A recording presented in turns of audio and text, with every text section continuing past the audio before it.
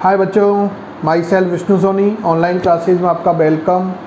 तो बेटा हम लोगों ने lesson first the living world जो सजीव जगत आपके चैप्टर था उसके कई टॉपिक अपन लोगों ने क्लियर किए थे।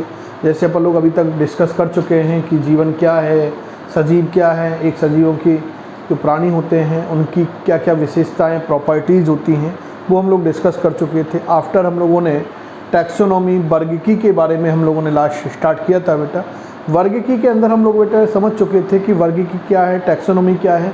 तो किसी भी सजीव जो जीवधारी होता है उस जीवधारी को पहचानने के लिए, उसके नाम देने के लिए और उसको समूह में बांटने के लिए हम लोग जिस ब्रांच का यूज करते हैं उस ब्रांच को ही टैक्सोनॉमी कहा गया था।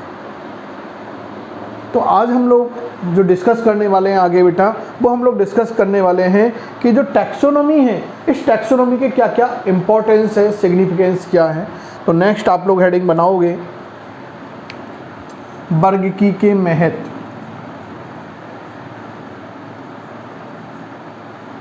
वर्गीकी के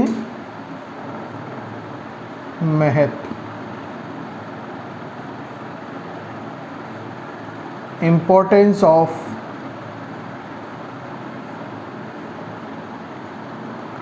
टैक्सोनॉमी। बेटा टैक्सोनॉमी के इंपॉर्टेंस की यदि हम लोग बात करें तो हम लोग कह सकते हैं कि इस जो टैक्सोनॉमी है इसका कहाँ कहाँ यूटिलाइजेशन होता है। तो जनरली अपन लोग वन बाय वन समझते हुए देखते हैं कि पहली चीज़ तो अपन लोगों ने अवयवों की बात की थी। तो अवयवों में अपन लोगों ने 3 अवयव डिस्कस किए थे। एक तो पहचान, एक हम लोगों ने नामकरण और एक हम लोगों ने क्लासिफिकेशन डिस्कस किया था, वर्गीकरण। तो 3 इम्पोर्टेंस तो यही है कि टैक्सोनॉमी जीवधारी को पहचानने में सहायक होती है। पहले से ज्ञात या अज्ञात जातियों से हम लोग भिन्नता देख सकते हैं, आइडेंटिफिकेशन कर सकते हैं, जैसे आप लोगों ने मेरा किया था। आगे हम लोग देख रहे हैं कि ये किसी भी जीवधारी को नाम देने में भी सहायक होती है, उसको नाम प्रदान करने में भी क्या होती है, यूजफुल होती है। नेक्स्ट, इसको समूह में बांटने में भी ये क्या होती है, हेल्पफुल होती है। समूह के अंदर बांटने में भी, उसको वर्गीकृत करने में भी क्या होती है बेटा, हेल्पफुल होती है। आगे हम लोग बेटा बात करें तो ये जो लेबोरेटरीज होती हैं, प्रयोगशालाएं जो होती है बेटा, अपन लोग जो प्रयोगशालाओं के अंदर जो मटेरियल आता है प्लांट से रिलेटेड, एनिमल से रिलेटेड, हम लोगों को एक्सपेरिमेंट करने के लिए जो मटेरियल चाहिए वो मटेरियल भी हम लोगों को टैक्सोनॉमी ही प्रोवाइड कराती है। टैक्सोनॉमी की स्टडी के द्वारा ही हम ये देख सकते हैं कि भाई अपन को सपोज करो चाहिए कि बनियान ट्री के प्लांट के रूट का सेक्शन कट करना है, तो रूट बनियान ट्री प्लांट को आइडेंटिफाई कैसे करेंगे, रूट को कैसे आइडेंटिफाई करेंगे, ये उसकी है। तो इस तरह से ये सफिशिएंट जो मटेरियल लेबोरेटरी के अंदर प्रोवाइड करने में भी ये हेल्पफुल होती है। नेक्स्ट बात करें हम लोग तो ये जो शोधार्थी होते हैं, रिसर्चर जो होते हैं, उन रिसर्चरों के लिए भी ये यूजफुल ब्रांच है, उनके लिए भी ये सहायक होती है। तो ये आप लोगों को याद रखना है कि जो शोध कार्य करने वाले जो विद्यार्थी होते हैं, रिसर्चर होते हैं, उन रिसर्चरों के लिए भी ये क्या होती हैं, सहायक होती हैं। अगली ये रोजगार परक भी होती है, जॉब प्रोवाइड करने वाली भी होती हैं, क्योंकि हम लोग आगे हायर एजुकेशनों में देखते हैं कि टैक्सोनॉमी की स्टडी के लिए कई गवर्नमेंट प्रोजेक्ट्स आते हैं। उन प्रोजेक्टों को कई बच्चे जो एजुकेटेड बच्चे होते हैं, उस फील्ड में इंटरेस्ट रखने वाले बच्चे होते हैं, उनके लिए वो जॉब अपॉर्चुनिटी प्रोवाइड कराते हैं। तो ये रोजगार परक भी होती हैं। अगली सौंदर्य बोधक भी होती है। कैसी भी होती है बेटा, सौंदर्य बोधक भी होती है।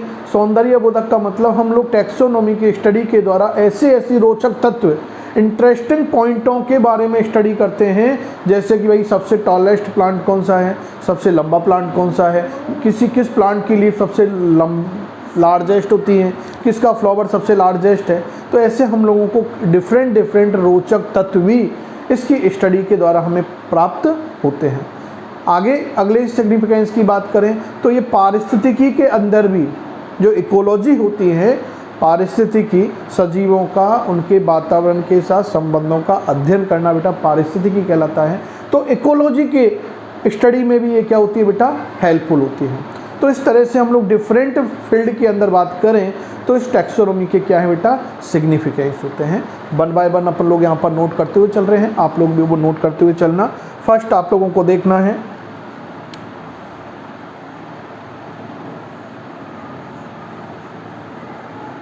जीवधारियों की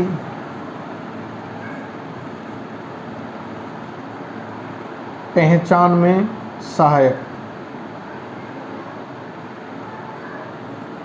अगला, जीवधारियों को नाम प्रदान करने में सहायक, यूजफुल होता है।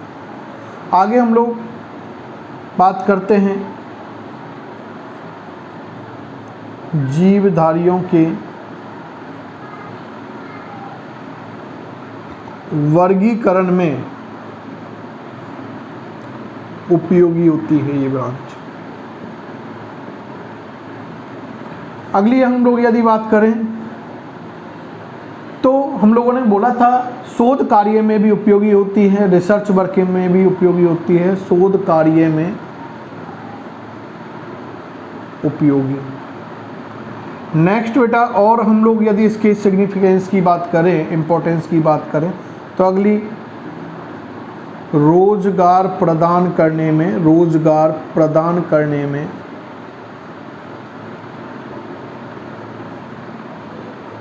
उपयोगी या सहायक। नेक्स्ट हम लोग बात करते हैं तो ये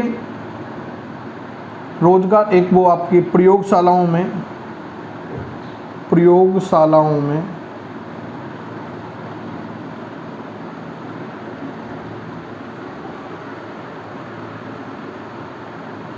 पदार्थों की उपलब्धता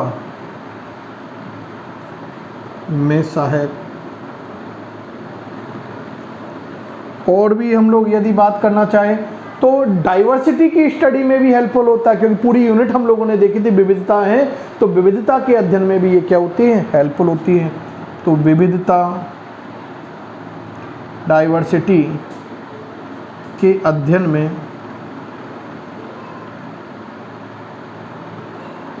सहायक।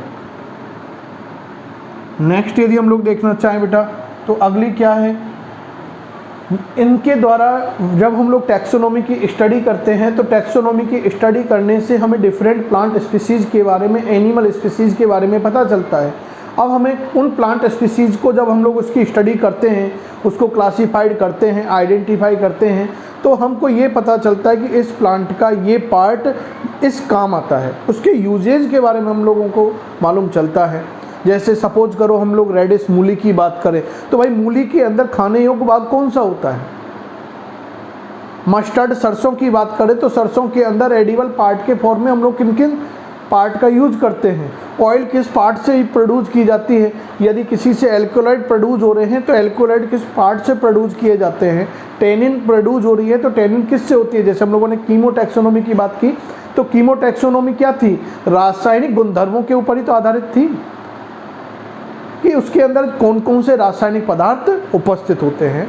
तो इसी प्रकार से बेटा हम लोग यहाँ पर बात कर रहे हैं कि भोजन के स्रोतों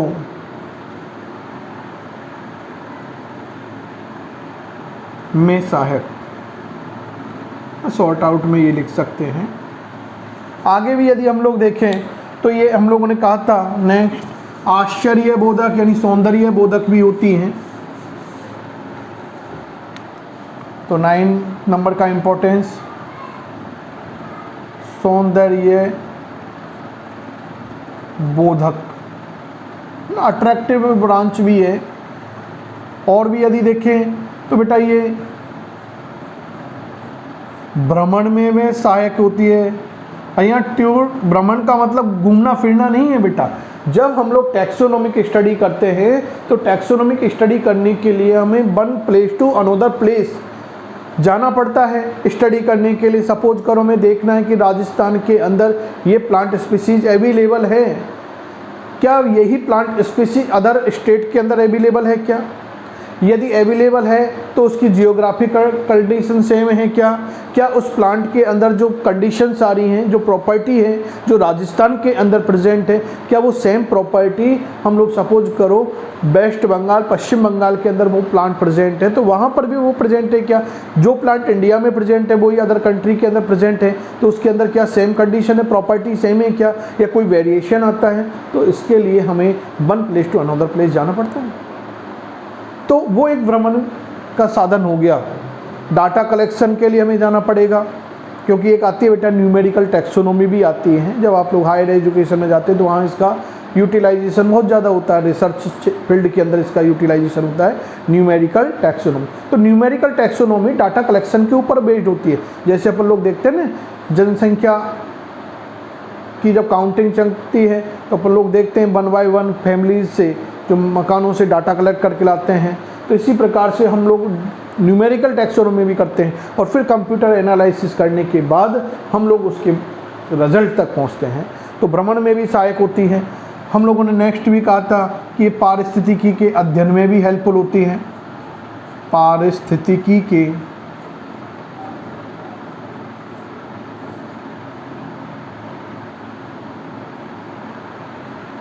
अध्ययन में सहायक ना, उसमें भी बेटा ये हेल्पफुल होती है।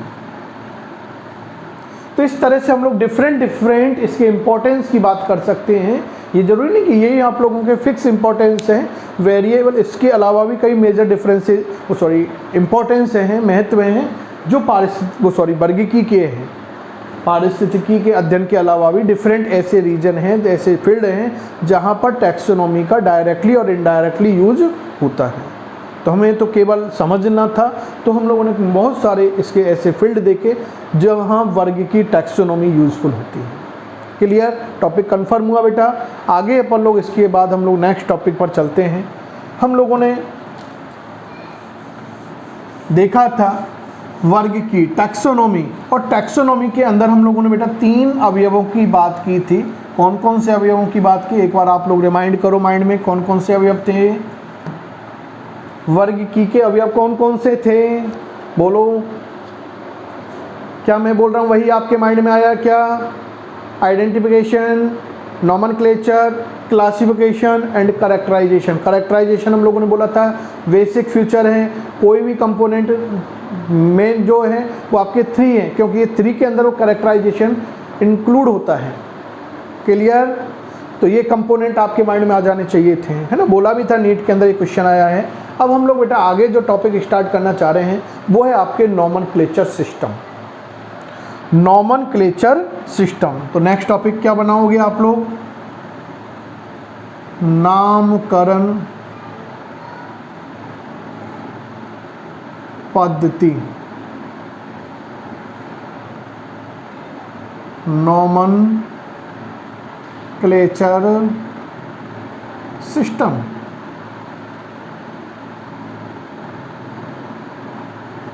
नामकरण पद्धति क्या होती है बेटा? नॉमेनक्लेचर सिस्टम हम लोग समझते हैं इसको। हम लोगों ने देखा था कि जिस जीव को हम लोगों ने आइडेंटिफाई किया है या जिस जीव के बारे में हम लोग जानते हैं, उस जीव को अंतर्राष्ट्रीय नियमों के आधार पर, या किसी भी जीव को अंतर्राष्ट्रीय नामकरण के नियम हैं, उन नियमों के अकॉर्डिंग उनको नाम प्रदान करना ही, नेम देना ही क्या कहलाता है बेटा? नामकरण कहलाता है। भाई अंतर्राष्ट्रीय नियमों की रिक्वायरमेंट क्यों पड़ी? तो बेटा क्योंकि अलग अलग, जैसे हम लोगों ने देखा है विविधता, डाइवर्सिटी की बात कर रहे हैं, तो इंडिया में भी डाइवर्सिटी है कि इंडिया में एक स्टेट के अंदर अलग लैंग्वेज होती है, अदर दूसरे स्टेट के अंदर बात करें तो वहाँ अलग लैंग्वेज होती है। जैसे अपन लोग राजस्थान की बात करें, यूपी की बात करें, तो राजस्थान में राजस्थानी लैंग्वेज बोली जाती है। यूपी के अंदर अपन लोग जनरली देखते हैं ब्रज जो लैंग्वेज होती है, ब्रज भाषा, उसका यूज़ किया जाता है। महाराष्ट्र के अंदर मराठी लैंग्वेज का यूज़ किया जाता है। अगर हम लोग देखना चाहें बंगाल में तो बंगाली लैंग्वेज यूज़ की जाती है। तो डिफरेंट स्टेटों के अंदर डिफरेंट लैंग्वेज बोली जाती है। हम लोग सेम राजस्थान में बात करें तो राजस्थान में सपोज करो एक जगह एक रीजन है, जैसे देखा अपन लोगों ने पश्चिम भाग, पूर्वी राजस्थान है ना, उत्तरी पर, तो इन अलग अलग भागों में किसी पादप जाति को एक नाम से भी जाना जा सकता है पूरे राजस्थान में, और अलग अलग नामों से भी जाना जा सकता है। जैसे कई बार अपन लोग देखते हैं ना कि एक बच्चा है तो उस बच्चे का स्कूल के अंदर नाम कोई दूसरा है और फैमिली में उसको अलग नेम से इंडिकेट किया जाता है, होता है ना। जैसे किसी का नाम सपोज करो आशीष है, लेकिन उसको घर पे पेरेंट्स किसी अदर नेम से जानते हैं। रिकॉर्डेड नाम कौन सा है? आशीष।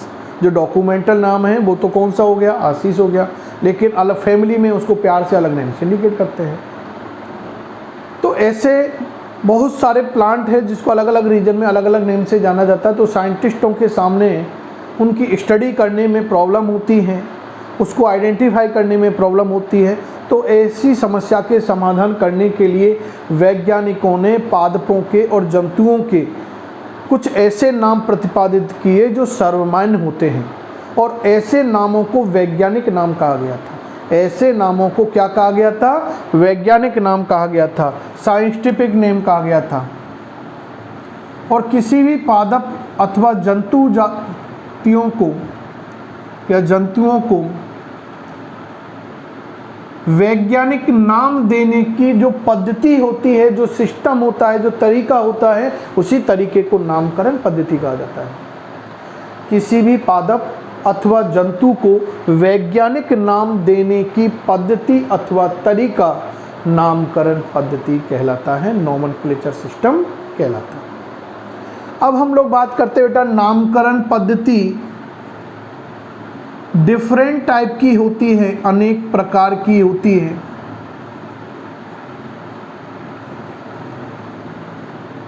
बात केवल आपके एनसीईआरटी में केवल वन टाइप की गई है, लेकिन समझने के लिए बेसिक कंसेप्ट हमको क्लियर होने चाहिए, तब जाके नीट के अंदर हम लोग 100% सिलेक्शन के हकदार हो सकते हैं।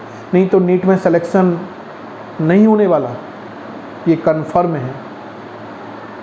क्योंकि आप लोगों को लगभग 15 लाख जो बच्चे एग्ज़ाम के अंदर बैठते हैं उनसे डिफरेंट बनना पड़ेगा, एक्स्ट्रा ऑर्डिनरी बनना पड़ेगा, तब जाके आप लोग सिलेक्शन के हकदार बनोगे। और उसके लिए मैं बोल रहा हूँ कि यदि मैं जैसे आपको बताता चल रहा हूँ, आप लोग उसको करते हुए चलो। कन्फर्म है कि 12th के साथ ही नीट में सेलेक्ट हो सकेंगे। वेरी मोस्ट कई एग्जाम्पल ऐसे आप लोगों को मैं बता सकता हूँ मेरे प्रीवियस स्टूडेंटों के, जिन्होंने 12th के साथ ही अंडर 100 रैंक प्रोड्यूस की है। तो ये आप लोगों को चलना एक सिस्टम से है। आपको बताया से विदाउट सिस्टम चलने से केवल और केवल आप लोगों को पोजीशन मिल सकती है, टॉपिक क्लियर हो सकते हैं, क्वेश्चन क्लियर कर सकते हैं, लेकिन सक्सेस में बहुत प्रॉब्लम आती है बेटा। क्योंकि आजकल जो पेपर सेट होते हैं बहुत तरीकेबद्ध पेपर सेट होते हैं, तो ये याद रखना आपको, ये डिफरेंट टाइप है। तो नामकरण पद्धति के कई प्रकार थे, जैसे एक थी बेटा बहु नाम पद्धति,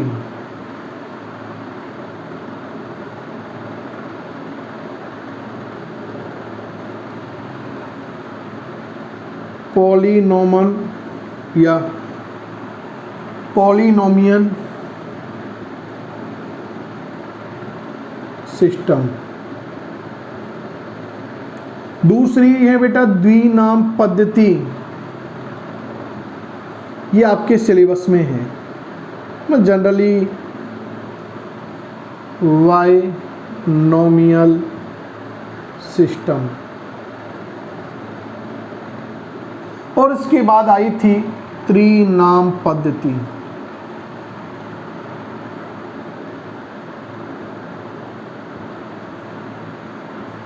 trinomial system. Clear?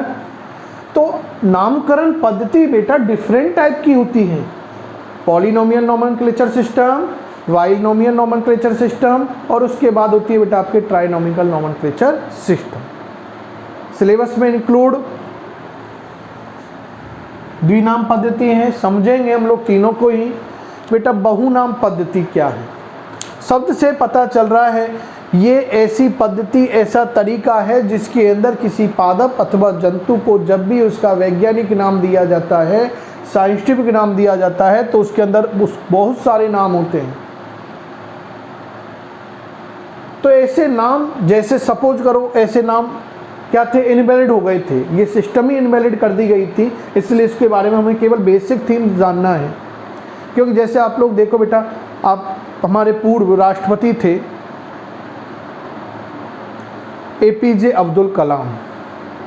APJ Abdul Kalam साहब का आप लोगों ने सबने नाम सुना होगा, ऐसे शायद कोई स्टूडेंट नहीं होंगे जिन्होंने नहीं सुना। यदि उनके पूरे नाम को जानो तो शायद बहुत हो सकता है कि बहुत कम ने सुन लिया हो। तो एपीजे अब्दुल कलाम तो अपन शॉर्ट में ही तो बोलते थे एपीजे, तो एपीजे की भी फुल फॉर्म थी, तो लेंथी नाम हो गए ना।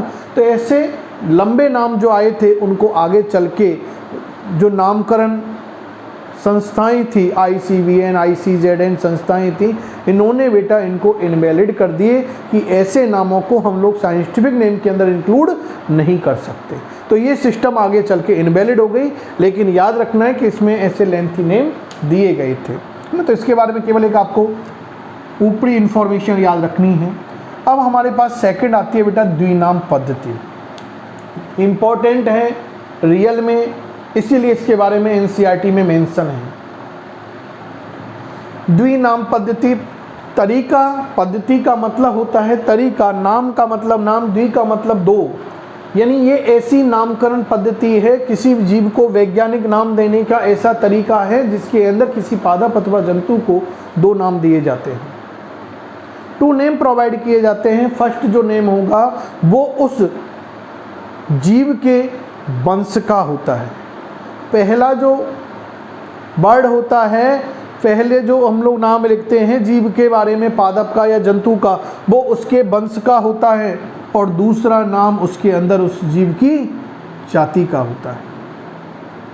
फर्स्ट जीव वंश का होगा, दूसरा उसकी जाति का होता है। बस इतना हम लोगों को याद रखना है, यही द्विनाम पद्धति है। कि इस पद्धति के अंतर्गत क्या होता है, दो नाम इंक्लूड होते हैं, एक जीव के वंश का और एक जीव की जाति का। क्लियर? आगे देखिए बेटा, द्विनाम पद्धति की सर्वप्रथम जो विचारधारा थी, यह द्विनाम पद्धति सर्वप्रथम गॉस्पार्ड वाहिन नामक वैज्ञानिक ने, कौन से वैज्ञानिक थे? गॉस्पार्ड वाहिन। द्विनाम पद्धति सर्वप्रथम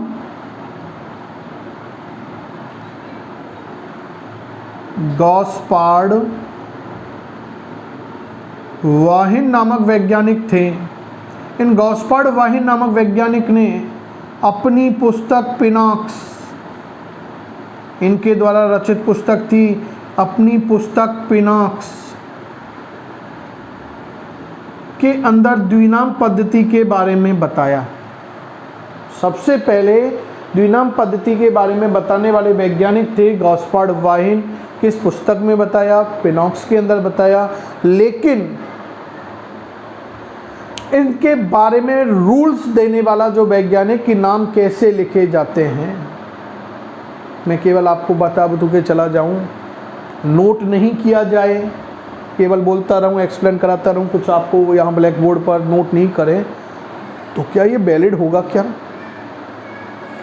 2 दिन, 5 दिन, 10 दिन आपके माइंड में सेटअप रहेगी, बाद में आपके माइंड से चली जाएगी, बार बार वीडियोस देखने पड़ेंगे। तो जब आपके पास रजिस्टर में नोट कर लेते हो तो वो चीज़ लॉन्ग टाइम तक हो जाती है, नहीं होती, रिकॉर्डेड है वो। तो वही बात आपके यहाँ पर, सपोज करो ये आपके लाइव सेशन चलता, ये आप लोगों के लाइव सेशन चलता, जैसे हम लोग, मैं पहले अनअकैडमी पर था, तो अनअकैडमी पर हम लोग लाइव सेशन इंडक्ट करते थे। तो लाइव सेशन में सपोज करो वो रिकॉर्डेड मोड पर नहीं डाला उसको, केवल और केवल हम लोग ये देख सकते हैं कि जब तक क्लास का ड्यूरेशन है तब तक ही आप लोग उसको देख सकते हो, उसके बाद नहीं देख सकते, तो लॉस हो सकता है ना। सपोज करो किसी बच्चे ने उस टाइम नहीं देखा हो तो आगे उसको प्रॉब्लम होगी। तो ये बेटा यही चीज़ यहाँ पर थी। तो सबसे पहले बता तो दिया लेकिन रिकॉर्डेड नहीं था। रिकॉर्डेड जो बात कही थी वो कही थी कैरोलस लीनियस ने, जो कि वर्गीकी का जनक था। तो कैरोलस लीनियस को फिर आगे चल के द्विनाम पद्धति का संस्थापक यानी जनक कहा गया था, क्योंकि कैरोलस लीनियस ने ही पादपों के और जंतुओं के वैज्ञानिक नामों के बारे में बतलाया था। तो नेक्स्ट पॉइंट यदि हम लोग बात करें तो द्विनाम पद्धति का जनक अथवा संस्थापक फाउंडर की बात करें तो वो है बेटा आप लोगों के कैरोलस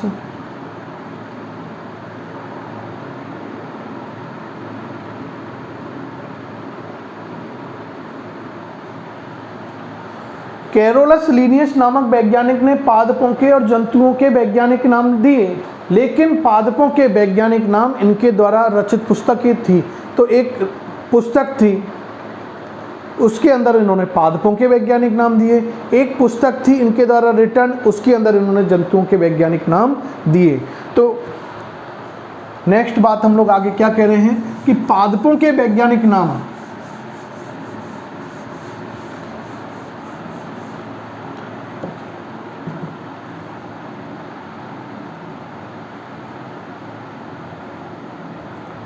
पादपों के वैज्ञानिक नाम साइंटिफिक नेम किस में दिए बेटा इन्होंने?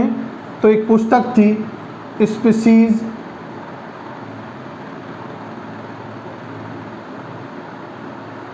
प्लांटेरम, हिंदी में भी यही बनेगी स्पीसीज प्लांटेरम। कभी ऐसे मत बना देना स्पीसीज को हिंदी में जाति बोलते तो जाति लिख दे, नहीं, बुक का नेम ही ये दिया गया था, इसलिए इसी फॉर्म में हमको याद रखना बेटा, है ना।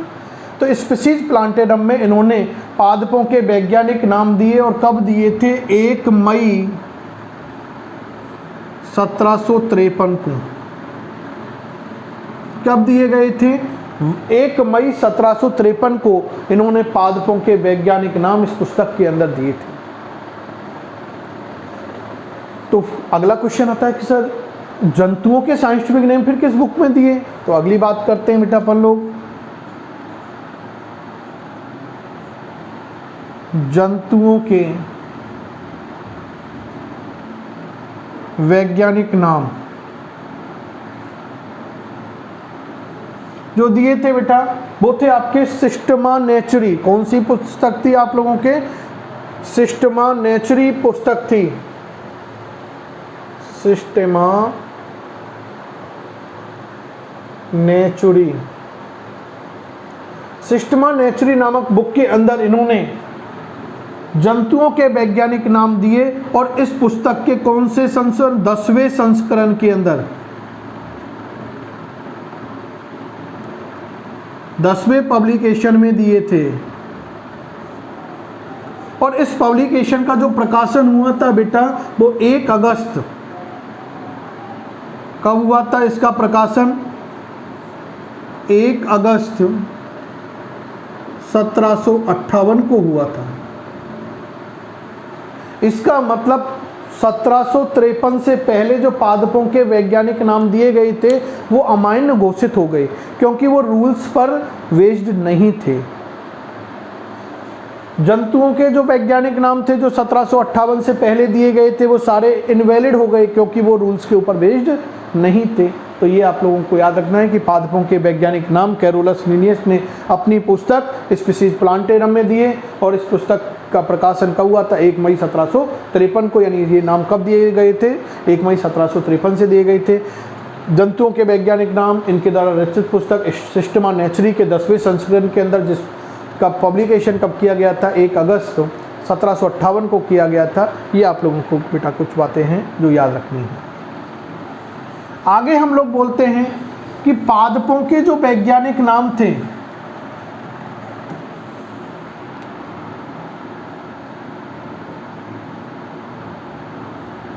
पादपों के वैज्ञानिक नाम, तो बेटा पादपों के जो वैज्ञानिक नाम थे, साइंटिफिक नेम थे, ये ICVN द्वारा दिए गए थे। किसके द्वारा दिए गए थे? ICVN के द्वारा दिए गए थे। ICVN की फुल फॉर्म क्या होती है? International international code of botanical nomenclature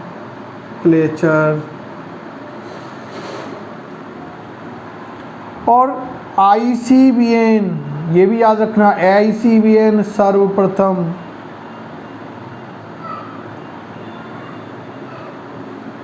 1961 में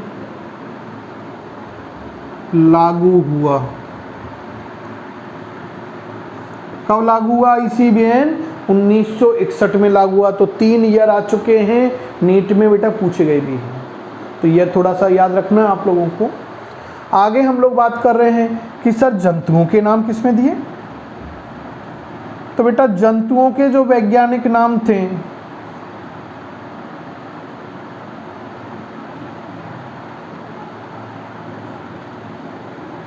वो ICZN द्वारा दिए गए थे।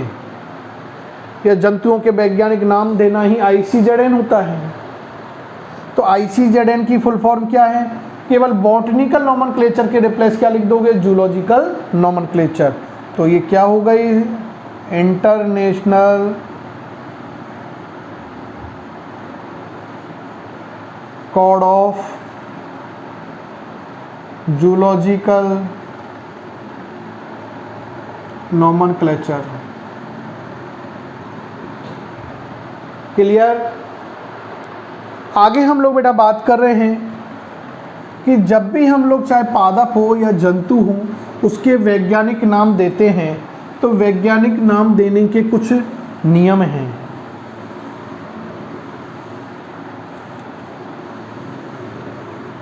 तो आप लोग इसी में कैसा हेडिंग बनाओगे? ICBN के मुख्य नियम,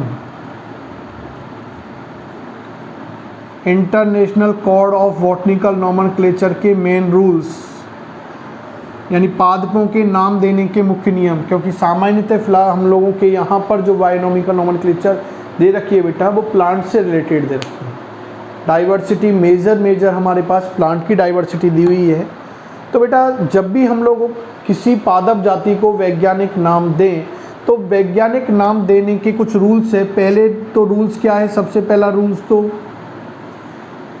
कि जब भी किसी पादप प्रजाति का वैज्ञानिक नाम साइंटिफिक नेम दिया जाए तो साइंटिफिक नेम देते समय पहला नाम उस जीव के वंश का लिखा जाता है। तो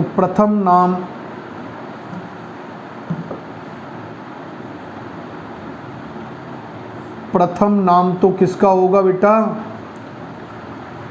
जीव वंश का होता है, यानी जीनस। और द्वितीय जो नाम दिया जाता है बेटा, सेकंड जो नेम होता है, सेकंड एपेक्स जो होगा वो जीव जाति का होता है।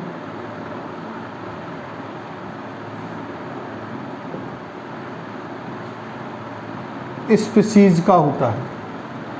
आगे हम लोग बेटा बात कर रहे हैं कि जब भी हम लोगों ने किसी जीव का साइंटिफिक नाम दिया, पादप का साइंटिफिक नाम दिया, तो दोनों नामों को अलग अलग लिखा जाना चाहिए।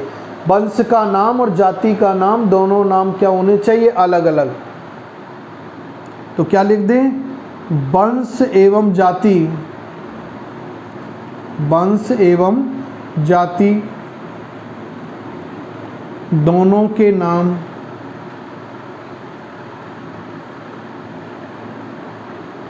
पृथक पृथक लिखे जाने चाहिए। ये बेसिक रूल्स हैं बेटा, ये आपको माइंड में याद रखने। रूल्स से रिलेटेड कोई क्वेश्चन जनरली नहीं आता। हाँ क्वेश्चन पूछा जा सकता है स्टेटमेंटों के फॉर्म में कि निम्न में से सत्य कथन का चयन कीजिए, असत्य कथन का चयन कीजिए, उस फॉर्म में पूछ सकते हैं। लेकिन यहाँ से एक नेम दिया हुआ है आप लोगों के, और वो है जैसे आप लोगों के एग्जाम्पल दिया हुआ है और ये नीट की एग्ज़ाम के अंदर आ चुका है। आम का वैज्ञानिक नाम आप लोगों के NCERT के अंदर मेंशन है और आम का वैज्ञानिक नाम होता है मैंजीफेरा इंडिका। तो मैंजीफेरा इंडिका। तो बेटा ये देखो, मैंने ये लिखा है, ये आम का, मैंगो का वैज्ञानिक नाम है। इसमें रूल्स मैंने यहाँ सारे फॉलो कर दिए, वन बाय वन अपन लोग समझते हुए चल रहे हैं। पहले तो अपन लोगों ने कहा कि यहाँ पर मैंगी फेरा, जब भी वैज्ञानिक नाम दे रहे हैं तो साइंटिफिक नेम देते समय हमें पहला जो नाम देंगे वो वंश का देंगे। तो मैंगी फेरा इसमें वंश है और इंडिका इसके अंदर जाति है। दूसरा नियम दिया था, वंश और जाति दोनों के नाम अलग अलग लिखे जाने चाहिए। वंश का नाम अलग लिख दिया, जाति का नाम अलग लिख दिया, अर्थात इन दोनों के मध्य में कुछ अवकाश होना चाहिए, स्पेस होना चाहिए। यदि एक साथ लिख देते मैंगी फेरा इंडिका रेगुलर फॉर्म में तो ये करेक्ट होता।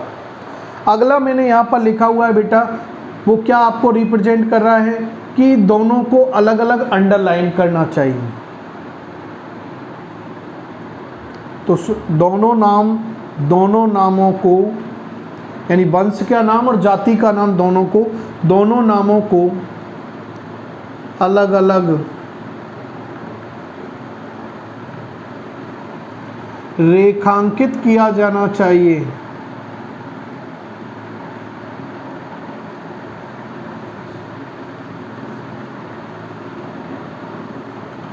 क्लियर? अगला रूल क्या आ रहा है कि जब भी हम लोग नाम लिखें तो वंश का पहला अक्षर जो फर्स्ट कैपिटल आना चाहिए। वंश के नाम का प्रथम अक्षर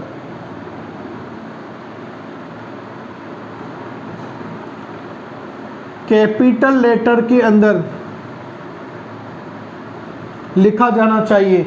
बाकी के सारे नाम जाति नाम सहित सब किस में आने चाहिए? स्मॉल लेटर में। तथा अन्य सभी अक्षर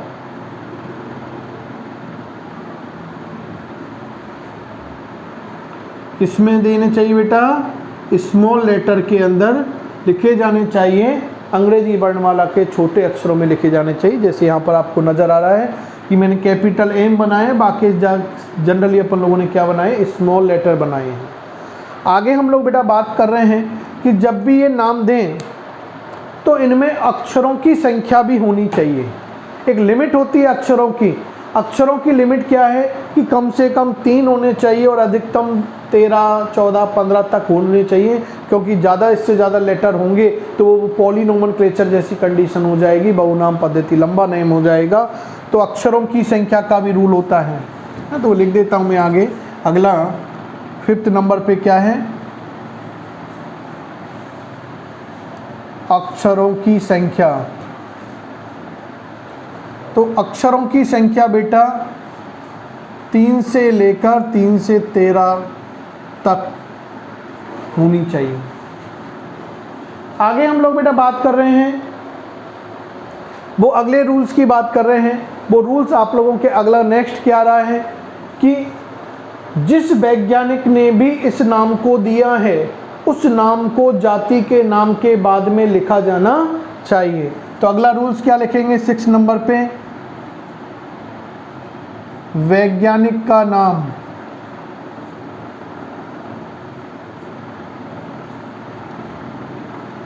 जाति नाम के बाद लिखा जाना चाहिए।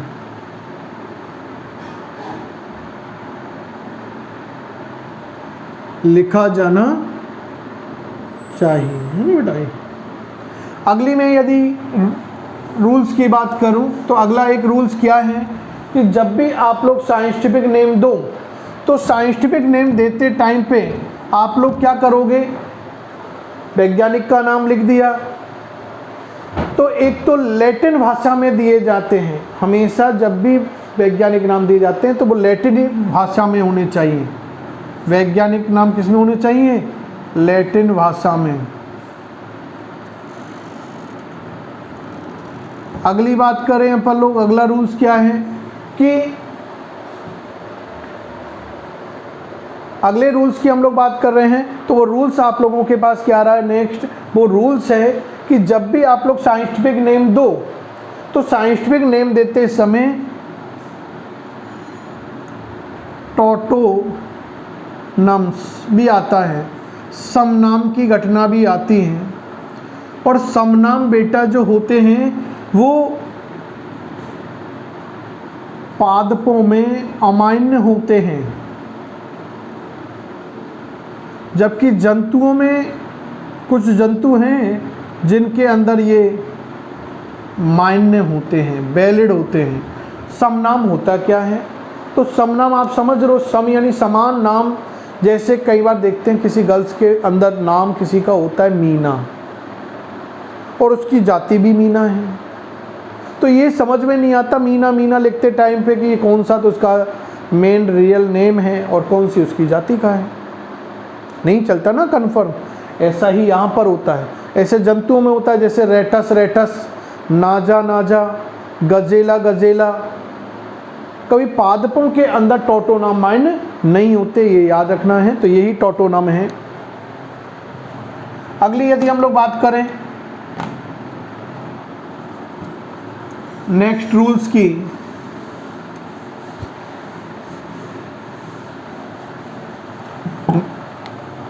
एग्जाम्पल यहाँ मैं दे देता हूँ वन, जैसे रेटस रेटस,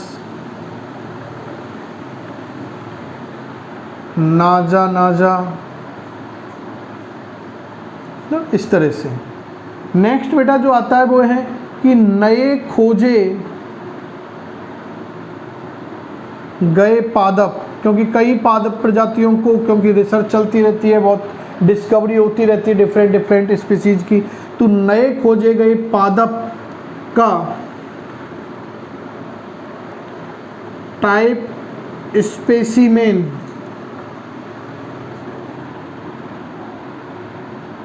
हर्बेरियम में रखा जाना चाहिए। अब ये हर्बेरियम होता क्या है ये हम लोग आगे आपके पास आएगा तो वहाँ इसके बारे में डिस्कस करेंगे। तो इस तरह से बेटा हम लोगों ने जो आपके बायोनॉमिकल नोमेनक्लेचर है क्या होती हैं, किसने प्रपोज्ड की थी, उसके रूल्स के बारे में हम लोग डिस्कस कर चुके हैं। आगे इसके बाद हमारे पास एक थर्ड आती है त्रिनाम पद्धति। कौन सी आती बेटा? त्रिनाम पद्धति। तो लास्ट आप लोग कौन सी बनाओगे? त्रिनाम पद्धति, ट्राइनोमिक नोमेनक्लेचर सिस्टम, त्रिनाम पद्धति। तो इस पद्धति का सबसे पहले तो प्रतिपादन किसने किया था? तो दो वैज्ञानिक थे बेटा, स्ट्रॉकलैंड और हक्सले। तो हक्सले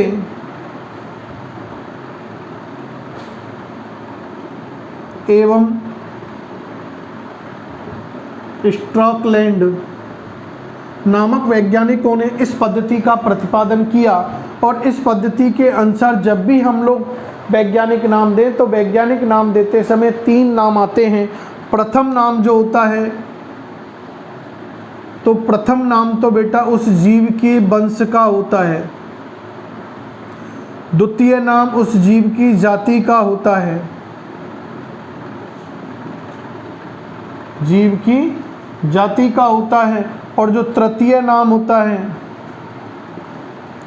वो उस जीव की उपजाति बोल सकते हैं या किस्म कह सकते हैं, वैरायटी का होता है, किस्म का होता है, किस्म, वैराइटीज का होता है। और ऐसे नाम सबके नहीं होते। हर पादप प्रजाति, जंतु प्रजाति के अंदर ट्राइनोमिकल नोमेनक्लेचर नहीं होती है, तीन नाम नहीं होते हैं। कुछ के होते हैं, जब भी जहाँ वैरायटी आती है तो वो ट्राइनोमिकल नोमेनक्लेचर के रूल्स के अकॉर्डिंग दी जाती है। जैसे फॉर एग्जांपल हम लोग बात करें ब्रेसिका, क्या बनाओगे आप लोग? ब्रेसिका, ओलेरेसिया, ओलेरेसिया,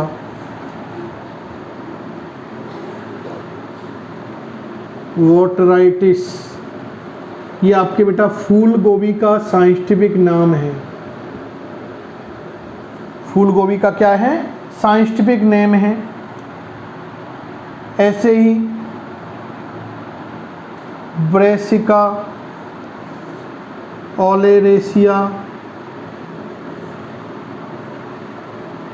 कैपिटेटा, ये पत्ता गोभी का साइंटिफिक नाम है। और भी दें तो ब्रेसिका, ओलेरेसिया, कोलोरेपा, ये गांठ गोभी होती है, उस गांठ गोभी का साइंटिफिक नेम है। तो इस प्रकार से त्रिनाम पद्धति के अंदर ये 3 नाम दिए जाते हैं। तो हम लोगों ने आज के इस क्लास के अंदर क्या नामकरण पद्धति है, कौन कौन सी नोमेनक्लेचर सिस्टम होती हैं, द्विनाम पद्धति क्या है, उसके रूल्स क्या हैं, त्रिनाम पद्धति क्या है, त्रिनाम पद्धति में कौन कौन से नाम होते हैं, किसने प्रतिपादित की, इनके बारे में हम लोगों ने डिस्कस किया था। Thank you.